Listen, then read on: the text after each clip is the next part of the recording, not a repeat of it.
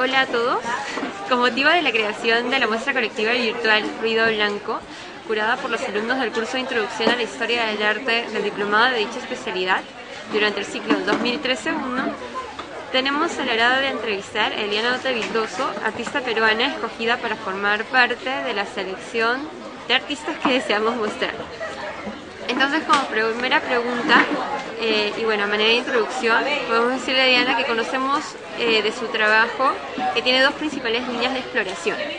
La primera vendría a ser un acercamiento a su propio universo, ¿no? A una aproximación personal a tus vivencias, Eliana, y la segunda la podemos identificar como una reflexión crítica en torno a prácticas sociales que observas en la cotidianidad y que la transforman. En ese sentido, ¿cómo definirías tú la realidad que observas? En primer lugar, quisiera hacer como una observación, ¿no?, respecto de esta manera de explicar un poco mi trabajo.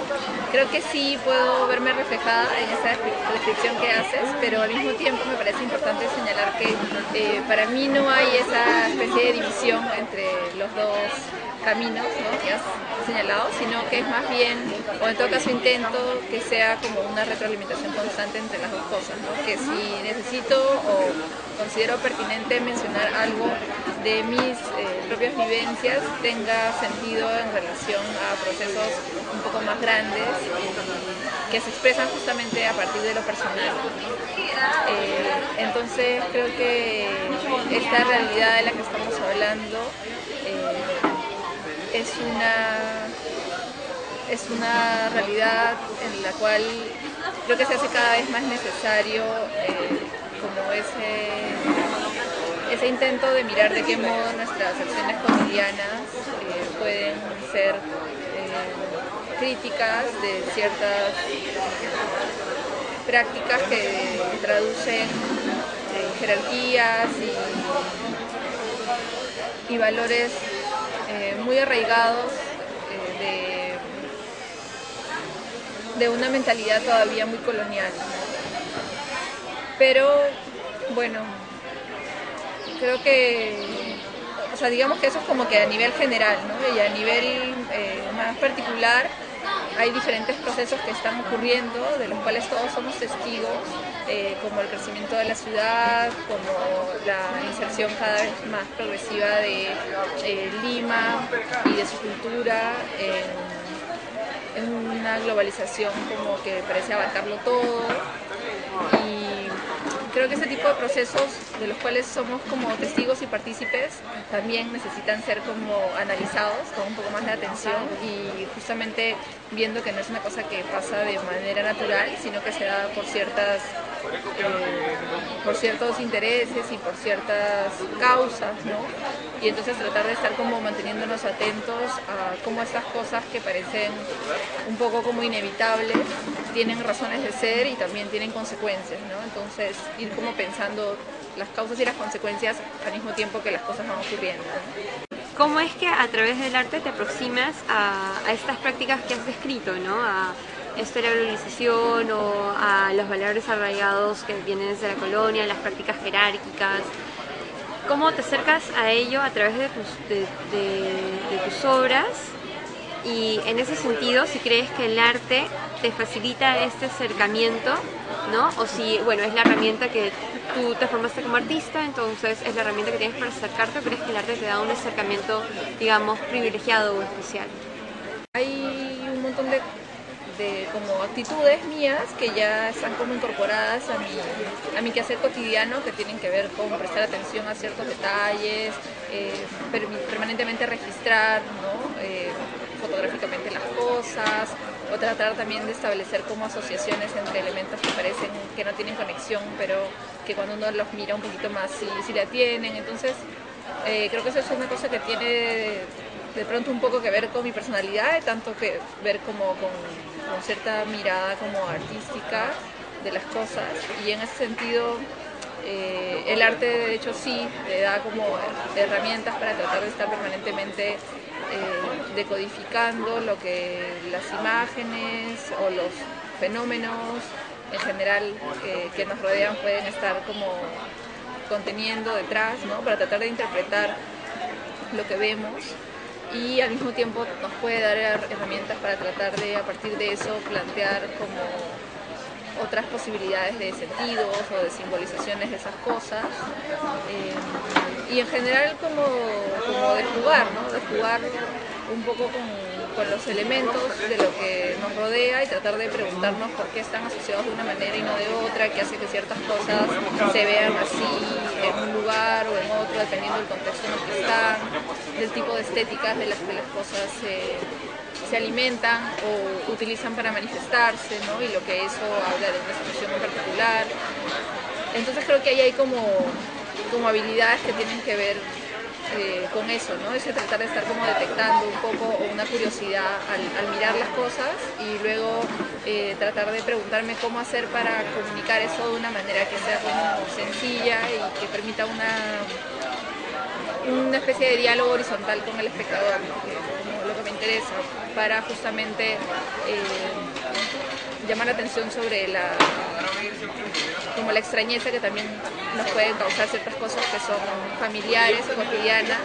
Pero que remirándolas podemos ver que, no sé, un poco de lo que nos hablan bajo ciertas capas, ¿no? ¿Crees que el discurso del arte de interés social supera o puede superar a la imagen misma, su conformación artísticamente, ¿no? O sea, creo que en general lo ideal cuando me acerco a un trabajo artístico, para mí es tratar de encontrar las dos cosas, ¿no? El complemento de que lo que vemos o lo que el artista decida presentarnos sea consecuente y tenga relación con lo que podemos interpretar que hay detrás conceptualmente. Me parece, no sé, que a lo que uno apunta es tratar que ninguna de las dos cosas gane o anule a la otra en importancia, y con el paso de los años creo que he ido apreciando cada vez más las cosas que saben ser como sencillas, porque me parece que suele ser un poco más difícil llegar a algo que con menos recursos pueda decir más, porque más bien como que lo usual es, creo, que tratar de ser un poco más espectacular o rimbombante, etcétera, y muchas veces eso sacrifica el trabajo que puede haber de planeamiento o de pensar un poco lo que se está tratando de decir con todos esos recursos, ¿no? Entonces, como alguien que escribe o en general, sí, por ejemplo, la escritura es un buen ejemplo, ¿no? Uno sabe que cuando trata de editar un texto, que lo más difícil o lo más complejo es tratar de ir sacando todo lo innecesario hasta llegar a lo mínimo indispensable para decir lo que tú quieres decir, ¿no? Entonces creo que en el arte también me interesa ese proceso, y sobre todo simplemente tratar de crear cosas que no dirijan la lectura de quien lo va a ver, ¿no? Tratar de no ser como muy autoritaria respecto a lo que yo quisiera que se lea, sino más bien hacer cosas que puedan ser interpretadas de muchas maneras y que lancen como que más preguntas que afirmaciones muy cerradas. En el Perú, ¿encuentras que el arte es una herramienta efectiva de influencia o cambio, digamos, social? En lo que has visto o sea, yo reciente en historia. general no creo que el arte en ningún lugar del mundo sea como una herramienta de cambio, ¿no? No creo que haya una relación tan de causa-efecto entre lo que el arte puede proponer y lo que pueda ocurrir a partir de eso, ¿no?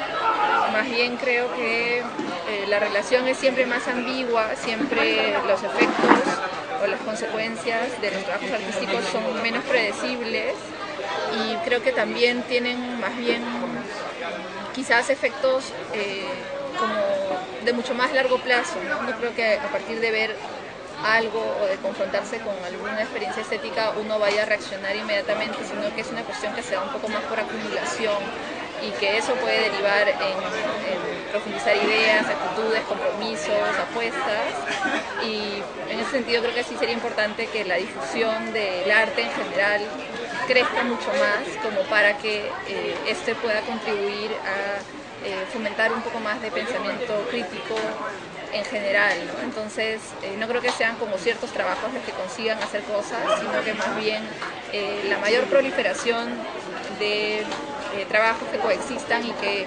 cuestionen y interroguen y abran como que vías de conocimiento o de cambios en la sensibilidad al mismo tiempo, podrían generar un poco más de debate y de discusión, y a la larga quizás justamente alimentar esas ganas de que la gente se pregunte cómo transformar las cosas. Y bueno, para finalizar, ya te había comentado un poco de nuestra muestra, de la muestra grupal en la que estás participando. Esta tiene como tema lo visible y lo invisible en la ciudad, y en ese sentido no solo su aspecto físico, no, sino también las prácticas humanas que la definen. No nos hemos asentado en Lima y hemos tomado imágenes artísticas de varias partes del mundo. Bueno, siendo esta la idea, ¿tú consideras que lo invisible y lo visible está dentro de tu trabajo? ¿Es como que un eje temático? Sí, o sea, creo que no lo había pensado tan claramente como eje, pero creo que si lo mencionas así, de todas maneras está ahí. Por ejemplo, con las fotos de las sillas, algunas personas me han preguntado que por qué no le tomé la foto al Guachimán, ¿no? Y más bien me pareció interesante justamente lanzar la pregunta de quién se sienta ahí y quién no, quién hace uso de esa silla y quién no, y quién está cuidando a quién, ¿no? En el espacio público, en la calle, sobre